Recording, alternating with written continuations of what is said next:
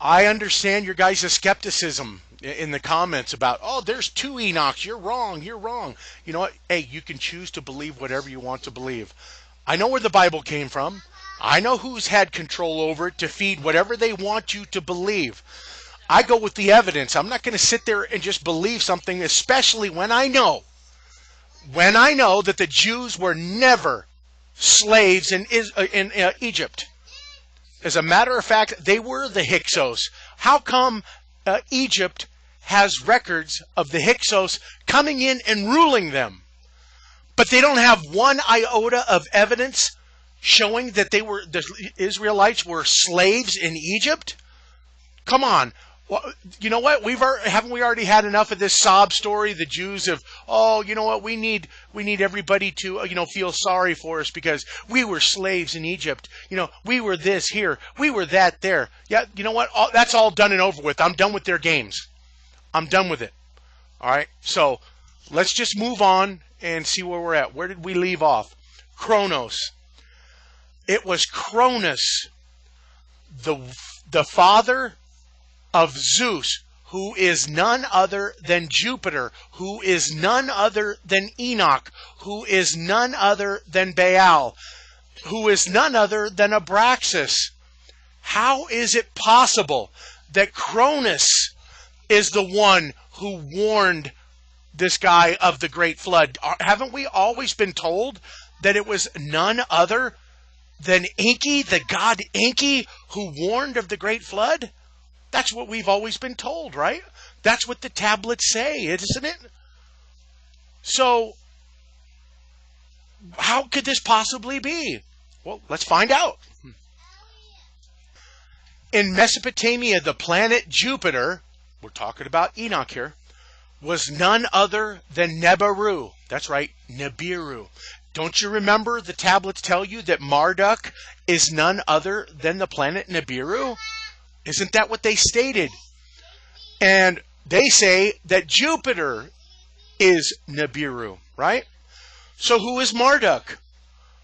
Marduk is the son of Enki. The Greeks considered Marduk to be the same as Zeus. So that means that Enki and Kronos are the exact same person. That means that Enki, Kronos, and Cain are one and the same person. Are you starting to pick up what I'm laying down here? He was said to be the son of the Titans Kronos and Rhea. Okay? Just keep following along because it's going to get crazy.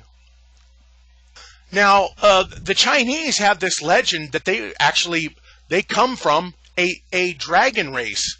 The year of the dragon was 2012. Very interesting, right? Let's take a look at what one of the Huang Ti. Now, in case you guys don't know, he was one of the very ancient people who started talking about where they came from and everything. So let's take a look and see what was said. It's an interesting fact, not often noticed, that the ancient Hebrews regarded their race as having been Saturnian. Saturn is the same as Cronus. Cronus is the same as Enki. Enki is the same as Cain. In the beginning, when they lived under the rule of the creator El, that is, the Hebrews honored the same ancestral tie to Saturn as did the Romans. Indeed, the consistency with which which early astronomy's identity Saturn as the former creator king is extraordinary. The Chinese mythical emperor Huang Ti, first in great dynasty of kings and mythical founder of the Taoist religion, was identified astronomically as the planet Saturn. Even the Tahitians recall of the god Fetu Tea, the planet Saturn, that he was the king. Many ancient nations commemorated the era before the fall. Remember that word, the fall. Remember it. But it is significant that originally the Hebrew Sabbath, the seventh day of the week, was the day of Saturn. So was the seventh and most sacred day of the Babylonian Phoenician weeks. For the Romans, this commemorative day was Saturni, dies, Saturn's day. The same day passed into the Anglo-Saxon calendar as the day of Saturn, which became our very own Saturday. No god dares to resist his will, and El Chronos with his own hands. El Chronos, El Chronos, El Chronos. El of the Phoenicians is none other than the father of Baal. Baal is none other than Osiris, who is none other than Enoch, who is none other than Zeus, who is none other than Jupiter. And just like Marduk with the god Ea or Enki, what is noteworthy is Marduk's symbolic elevation over Ea. Just like when Zeus elevated above Kronos to defeat the Titan gods and to place them in the underworld, how is it that it escaped everybody's attention that in the Canaanite story, Baal in the Bible elevated above El for the Jews to worship Baal? So they essentially worshipped Osiris, Jupiter, above their very own god who started them out, El, Saturn, Cain. You starting to pick it up now? Marduk has the exact same story with his father as the story with El and Baal. As a matter of fact, Baal was killed by his brother, Yam, just like Osiris was killed by his brother, Set. Okay? Starting to pick up now? So let's take a look at the Vatican real quick and look at this celestial wheel that's right here with the phallic symbol of the obelisk right here in the middle.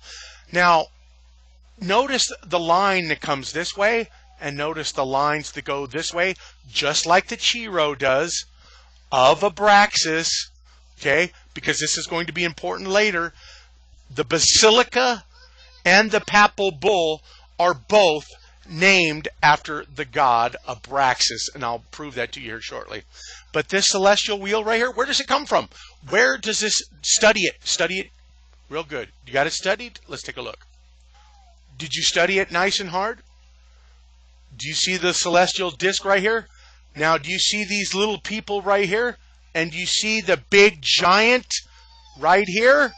The big giant. Do you remember when we were talking about Baalbek? Do you remember how the Arabs said that the guy, or Cain, came and built that for his son Enoch? Remember, right? So why is it this guy here is really freaking tall compared to these normal people, right? But this is the celestial wheel of Shamash, which is the sun god, right? That's his name, Utu Shamash. And here is the sun disk, or the celestial wheel right here. Let's take a look closer. You see it?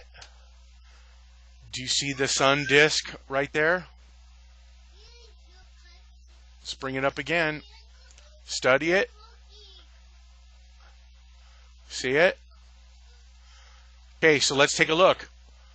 Let's take a look at where this celestial disk really comes from. I even tell you right here. This tablet with the celestial wheel right here with this very tall guy right here. This tall dude. Tablet of Shamash. This is a giant. Tablet of Shamash, Babylonian Sippar, southern Iraq, right? Okay. Yet the original reading is not Kronos, but Helios. Who was Helios? That's right, none other than Ra. That's why you see the Statue of Liberty, which is the god Helios that oversees New York, right? Which is to say that the original text gave the name Helios to Saturn. But later copyists who could not believe that Helios was anything other than the sun corrected the reading to Kronos. Certain wise men of India often asserted that the true sun, Brahma, the central light of heaven, was none other than Saturn. This in turn reminded us of rarely noted teachings of the alchemists, preservers of so many ancient mysteries. The planet Saturn, they recalled, was not just a planet, it was the best sun. Among the Assyrians and Babylonians, the sun god par excellence was the well-known figure Shamash. He is shown holding or turning a great celestial wheel.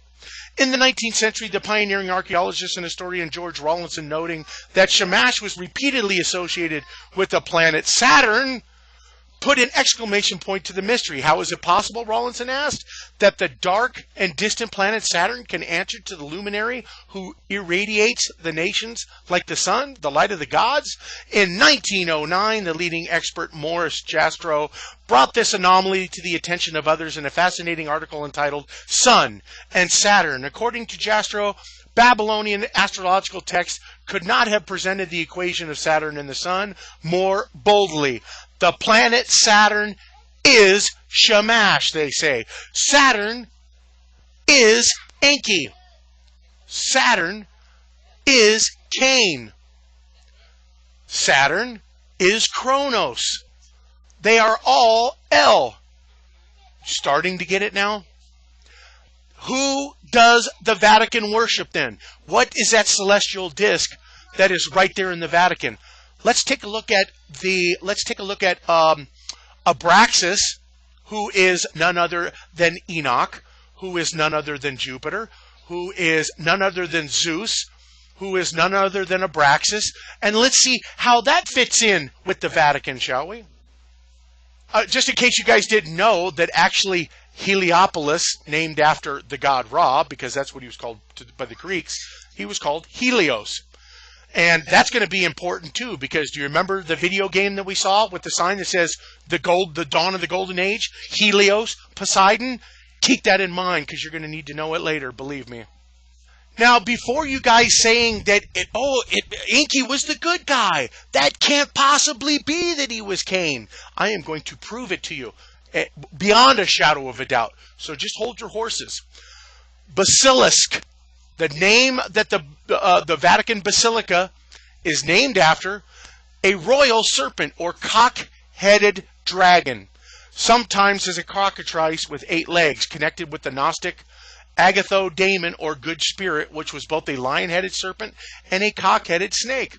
The basilisk, however, had an evil eye that turned men to stone, just like Medusa.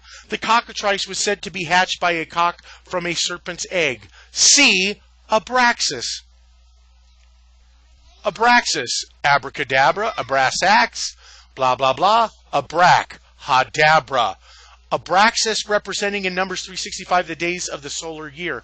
In Syria, Abraxas was a form of I am the Alpha and the Omega, Yahweh. Mithras, Sabbath, or Adonis, solar serpent with a rayed glory. Or as a cock-headed serpent, or the eastern serpent biting his own tail as Ananta the Eternal. In Egyptian, Abraxas was thought to signify hurt me not, and the pious Christian Marullus bequeathed to his children an amulet with this name on the one side and a serpent on the other, Jasper. Golden bulla, shaped like a heart, the seat of emotions. Such bullas are said to be the origin of the Sacred Heart and to explain the name of papal bulls. Thank you. So just like the Freemasons were talking about, right? Tubal Cain, you know, the pun. And I showed you about Abraxas, the Chiro of Abraxas, the serpent Chiro. The early pre-Canaanite Phoenicians had a serpent god, which was called the basilisk. This has been considered an early phallic god, common in ancient religions. An interesting note is that the word basilisk is where we got the later word a temple of a phallic god, and eventually a type of church, the basilica. Saint Peter's Basilica in Rome carries a remembrance in the form of a phallic ball on the top of the structure. Stay tuned for the next part, and we are going to get closer and closer to the truth that you have never seen before. All you have to do is remember the story of Poseidon and remember where he came from, and that will give you an idea where we're headed. Thanks, everybody. Well, stay tuned to the end of the video. I will put all links to every single one of these videos in the very last video, and you can read to your heart's content. I guarantee it. I'll put it in there for you, all right? Oh, shit.